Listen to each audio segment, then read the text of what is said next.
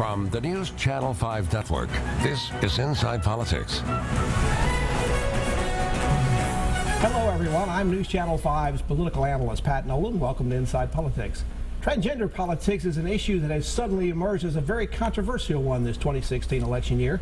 That's been true both nationwide and here in Tennessee. This week on Inside Politics, we're trying to take a very in-depth look onto that issue with advocates speaking from very different points of view. That includes Zach Pruitt, who's the Director of Public Policy for the Tennessee Family Action Council, and Hetty Weinberg, who's the Executive Director of the American Civil Liberties Union here in Tennessee. Thank you both for coming on the show. Good to be here. Let's start our conversation to sort of what I hear from people out in the street when this issue is coming up. Most people are not aware that this has been a big issue. They certainly haven't seen it sort of blow up the way it has in politics across the country. So why has this become such a hot topic?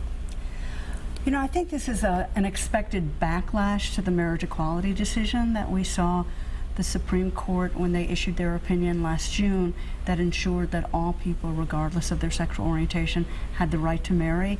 We understood that there would be a response, a negative response from some communities, and the scapegoat has become the transgender community. We have lived with transgendered people for quite some time, but you're right, there has not been a public conversation. Mr. Pruitt, what are your thoughts about why this has suddenly blown up with both lawsuits and, for that matter, other things going on?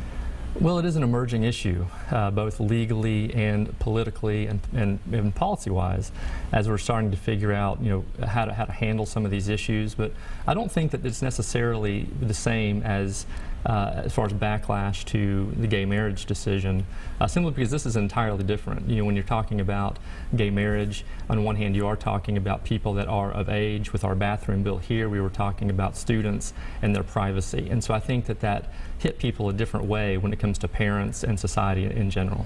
Well, how was this handled in the past? Ms. Weinberg, have you had previous complaints about this? And in the past, how has this been worked out, sort of going, say, to the Department of Education on the federal level or going into court? Sure, and we have over the years worked with transgendered individuals both in the workplace and in the school setting, and we've heard from individuals in the workplace who are concerned about being discriminated against, and we work closely with them to try to ensure that that doesn't happen and they're not fired.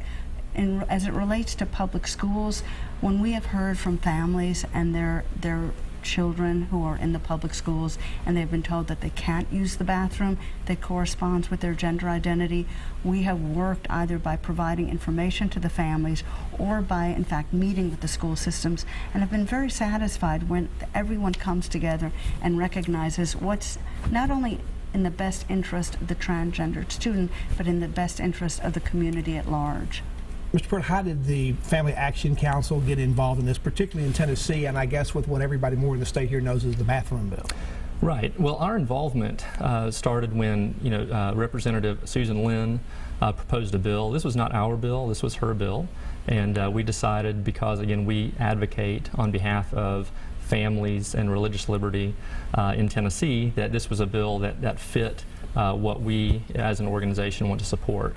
So when she proposed this bill, we helped her lobby it, as well as kind of helped her with craft some of the amendments on it, just to make sure that it was a better bill.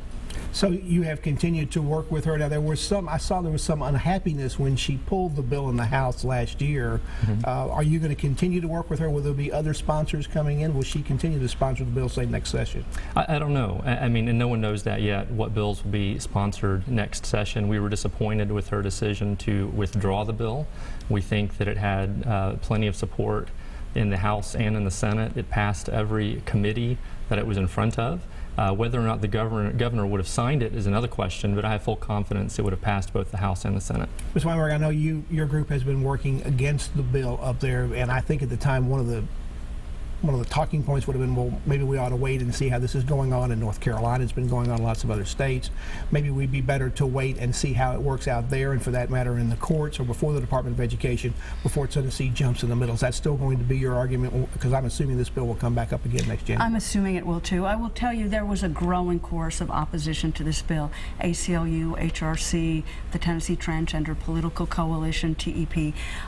In addition to our organizations first speaking out against against this legislation, the business community, the music industry, mayors in Nashville and Knoxville, and many other organizations and leaders said this legislation is wrong.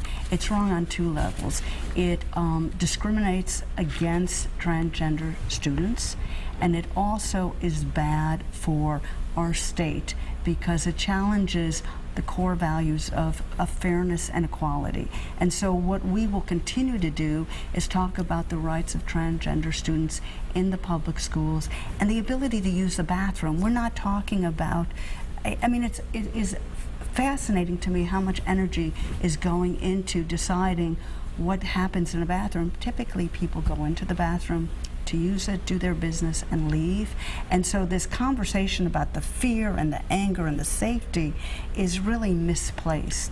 Mr. President, in the past, as Ms. Weinberg said, it appears this has been worked out on a case-by-case basis, and in most cases it has been, as far as I know, we didn't have to pass laws about it, we didn't have to go to court about it.